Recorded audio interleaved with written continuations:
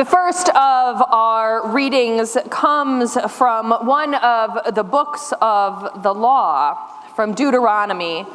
Listen for these instructions to the people of God. Now, if there are some poor persons among you, say one of your fellow Israelites in one of your cities in the land that the Lord your God is giving you, don't be hard-hearted or tight-fisted toward your poor fellow Israelites. To the contrary, open your hand wide to them. This then from the Gospel of Matthew, continuing in the Christmas story. After Jesus was born in Bethlehem in the territory of Judea during the rule of King Herod, Magi came from the east to Jerusalem. They asked, "Where is the newborn King of the Jews? We've seen his star in the east, and we've come to honor him." When King Herod heard this, he was troubled, and everyone in Jerusalem was troubled with him. He gathered all the chief priests and the legal experts and asked them where the Christ was to be born. They said, "In Bethlehem of Judea, for this is what the prophet wrote. You, Bethlehem, land of Judah, by no means are you least among the rulers of Judah, because from you will come one who governs, who will shepherd my people Israel." Then Herod secretly called for the Magi and found out from them the time when the star had first appeared. He sent them to Bethlehem, saying, "Go and search carefully for the child. When you found him, report to me, so that I too may go and honor him." When they heard the king, they went, and look, the star they had seen in the east went ahead of them until it stood over the place where the child was. When they saw the star, they were filled with joy. They entered the house and saw the child with Mary, his mother. Falling to their knees, they honored him. Then they opened their treasure chests. Oh, I don't have the rest here. They opened their treasure chests and gave him gifts of frankincense, gold, and myrrh. Does anybody else have it? I have it. Great. Thanks. We have to say this part because this is the important part. But because they were warned in a dream not to return to Herod, they went back to their own country by another route. When the Magi had departed, an angel from the Lord appeared to Joseph in a dream and said, "Get up, take the child and his mother and escape to Egypt. Stay there until I tell you, for Herod will soon search for the child in order to kill him." Joseph got up and during the night took the child and his mother to Egypt. He stayed there until Herod died. This fulfilled what the Lord had spoken through the prophet, "I have called my son out of Egypt." When Herod knew the Magi had fooled him, he grew very angry. He sent soldiers to kill all the children in Bethlehem and in all the surrounding territory who were 2 years old and younger, according to the time that he had learned from the Magi. This fulfilled the words spoken through Jeremiah the prophet. "A voice was heard in Ramah, weeping and much grieving, Rachel weeping for her children, and she did not wish to be comforted, for they were no more." Amen. I invite others of you to join your hearts with mine in prayer.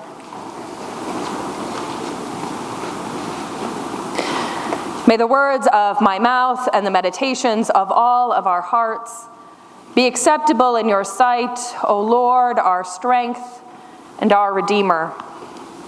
Amen. Stories are powerful things. I fell in love with my husband Josh because of stories. The stories he told me of the kids in his South Side classroom, the stories he told of his friends' hijinks, the stories he told me of his own childhood. My beloved is a reliable narrator with an ear for dialogue. One of the stories that had the greatest impact on me, however, was one told by his dad. We met early on in our relationship. He happened to be in town, and so we got together for Giordano's and other Chicago delights. John grew up in a small town in New York, a factory town. His own father had lied about his age in order to be able to enlist in World War II at just 17. And when he returned, whether as a result of the horrors of his service, or the stresses of civilian life, or the learned and resurfacing patterns of his own childhood, Josh's late grandfather became an alcoholic and was abusive, especially towards John. John himself left home at an early age, a bit of a nomad, as plenty of young adults in the late 1960s were, until eventually fatherhood domesticated him a bit. But he did not always desire to return to New York. Home life had at times been brutal. Why go back? Eventually, though, over time, John's father got sober and sought forgiveness and reconciliation. He was as wonderful a grandfather to Josh and his brother as he could be, and attempted to be the father to John he had failed to be in all those previous years. Now, neither Josh nor John were ever particularly religious, but when I heard that story in our first months of dating, I recognized it as a Christian story, as the Christian story. I can still picture where I was standing in the Kenmore Avenue apartment, John sitting on those frightfully unattractive bachelor couches. We literally threw them in the dumpster the day we moved in together. They didn't even make it in the house. A story of brokenness, of redemption, of love and hope I was preached to unexpectedly in the living room. Josh did not grow up going to church, to the extent that I wanted to make sure that my future career would not be a deal breaker for him. It was like the primary focus of our premarital counseling. Are you ready to be a pastor's spouse? But I was never worried, after hearing these stories, that he did not understand the content of my faith. That each voice, each life, each person is miraculous and wonderful in its particularity. Each person is of sacred worth. Pain is real even for children, and injustice pervasive, especially for children. But redemption and love are always possible. That story, of course, is also at the heart of the Christmas story and at the heart of A Christmas Carol by Charles Dickens, which we have been sharing together and reflecting on in these weeks of Advent. We have been reacquainting ourselves with Dickens' protagonist, Ebenezer Scrooge, over these last weeks, and the visits of two spirits thus far: the ghost of his last partner, Jacob Marley, and the spirit of Christmas past. This week, we recount Scrooge's encounter with the spirit of Christmas present. In my recollections of these stories, I could only call to mind two of Scrooge's visits with the spirit: his trip to see his nephew Fred and his time visiting and observing the Cratchits, the family of his clerk. But Dickens tells other stories too, describes Scrooge and the spirit traveling the countryside, stopping in at celebrations in homes and gatherings across the country. They see the Christmas observances of coal miners. The air is described as dark and thick, and yet a light burns. He sees two gathered in a lighthouse, far apart from many others, and yet keeping Christmas. Generosity of spirit, the birth of hope in these celebrations. Throughout the country, the people are observing this miracle, this story, this love begun anew.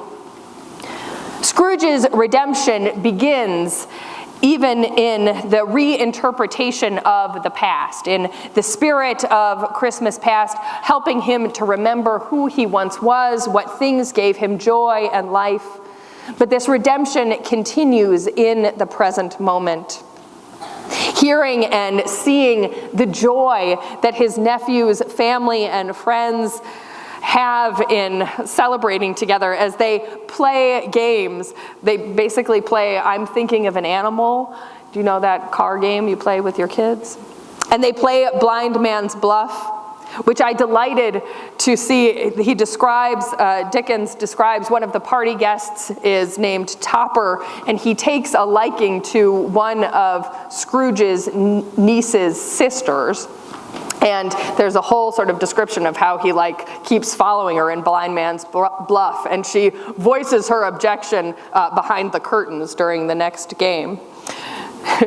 If you ever think that there's not fun stuff buried in historical fiction, you are wrong.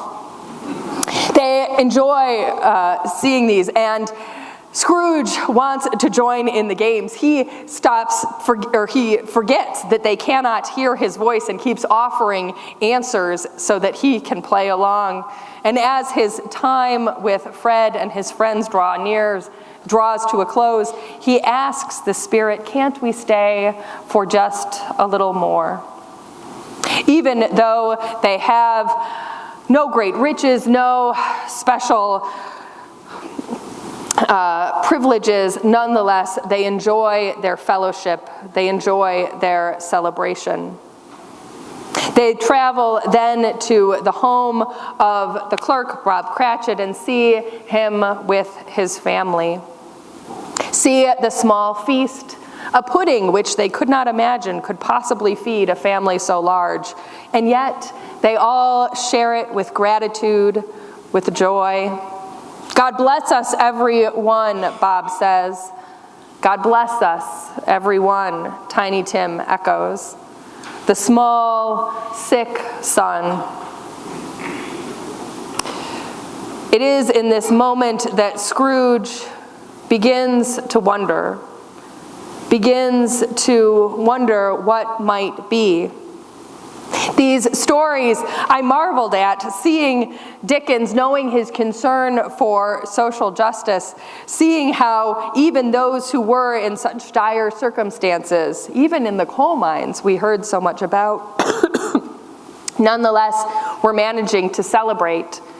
But these are not merely the story of folks who are happy with nothing, who are poor in riches but rich in spirit and love. There is something at stake in these stories, in these moments. And it becomes ever more apparent to Scrooge as he looks at Tiny Tim. He asks the spirit, will he live? If these things go unchanged, I see an empty chair, an abandoned crutch. In this moment, Scrooge is overcome by penitence and grief. Redemption is not merely change. It involves and includes and requires a knowledge of what has gone wrong, sorrow for what has been said. Scrooge grieves to hear his own words echoed back to him from the Spirit. Better that he should hurry up and die and decrease the surplus population. Scrooge is ashamed of his words. And in that moment of grief and regret, of realization, his redemption is born. He begins to see and know that he indeed does have power to act on who shall live and who shall die. He can change these things. It is critical to his redemption not only that he experienced this penitence and grief, but that he is moved to it by hearing and seeing the stories and lives of others. And this is a lesson for us. How can we in this Advent season, how can we in this preparation for Christmas, and indeed throughout our Christian walk, how can we open ourselves to the stories and lives of others? We hear in the gospel narrative of parts of the Christmas story which we are often not familiar. We remember the kings. We clearly remember frankincense, gold, and myrrh. But we often forget the threat looming over the child Jesus, a ruler concerned with maintaining his own power, a ruler concerned that the future might not include his leadership. He tricks or tries to these wise leaders from another land. Report back to me. Tell me of the child. The strangers are warned not to go by another way. And again, in this change in direction, in this new insight, redemption is found. Joseph, too, is warned in a dream to take the child elsewhere. And thus Jesus becomes a refugee, fleeing from danger, fleeing to a new homeland, only able to return after the danger has passed. But of course, the danger passes only for Jesus, who has left. The children left behind feel the wrath and fear of Herod, and the nation's parents are left grieving. The story of refugees, of children in danger, is then right there in our scriptures. Can we, as people of faith, open our hearts to the stories of refugee children in our own world? As in Bethlehem, so today.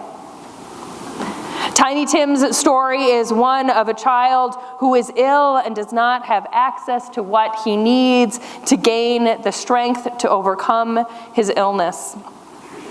He is one who must subsist on his father's insufficient income. In the story, as Dickens writes, all the other children, or most of them, are employed. His older brother is very excited to start an apprenticeship. His older sister, Martha, works in a millinery shop. Everyone is helping to contribute, and yet it is still not enough. I have been astounded in these days, all fall, but really since Thanksgiving, it seems even more prominent. Do you get inundated with GoFundMe drives and by other Kickstarter and other sort of online fundraising initiatives? Folks who know someone who needs funds. For a child who is sick, for experimental treatments, for new drugs, for travel, to support families in moments of catastrophic health crises, changes. We are looking to one another to support folks through their generosity. And it breaks my heart to not be able to give enough to any of them. One of the things that we can do in this world is not just to open our hearts generously, but to come together, to pool our resources, to think about how we can work not just for individual children, though certainly in the life of the church we hope to care for individual children, but how can we make a difference for children more broadly? This is the hope and focus of our Child of God offering in this season, and in the work that we do in serving the children of this community and this congregation throughout the year. We are called to open ourselves to the stories of others through a variety of means. And that is one of the wonderful gifts of the life of the congregation. We are offered a chance to get to know people who we might not otherwise encounter, who are in different generations, who grew up in different communities, who grew up possibly in different religious congregations. We are able and invited to come to know one another. We held just a week ago a storytelling event for the first time that I hope will be the first of many.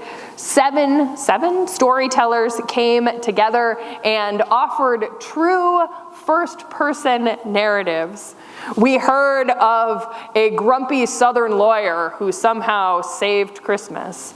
We heard of the best Christmas ever, in which a Nintendo system was procured. We heard of a new home born in marriage. We heard of an unexpected welcome. Members of this congregation shared their stories, and my only sadness that night was that more of you weren't there to hear them. But we will have other opportunities to come together to tell stories, and other opportunities to learn how to tell our stories to one another. But it is my hope that in coming to know each other better, and coming to hear about the complexities of who we are and how we have come to be who we are, that we will grow in love and understanding for one another, that our spirits will grow ever more generous, just as Scrooge's does. We are, I hope, already more generous in spirit than our Christmas protagonist. And so I would encourage you too to not just open your ears and hearts to one another, but also to think about how you can share the light of God's love in the world. Certainly through contributing to the offerings, certainly through participating in DuPage United and storytelling events, but also this very afternoon, you are invited to come caroling. We will share the light of the Christmas story, share the love of God through song with members of our congregation who are not always able to get to worship, either through illness or other issues that keep them at home. So we will gather here at 4, and then after caroling for a little bit, we'll split into groups. We will then have a fellowship party at the Spack-A-Pan's house, and it is going to be wonderful. I hear much food has been procured. This is where the Christmas spirit can be born again in us, where our redemption begins, where God breaks into our lives. In the sharing of stories, in the sharing of light, in the grief over things that have not gone as they ought to, in penitence for the ways in which we have sinned against others, in which we have turned a blind eye or a cold heart.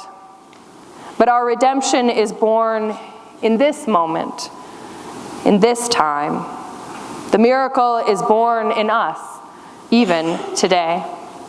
Amen.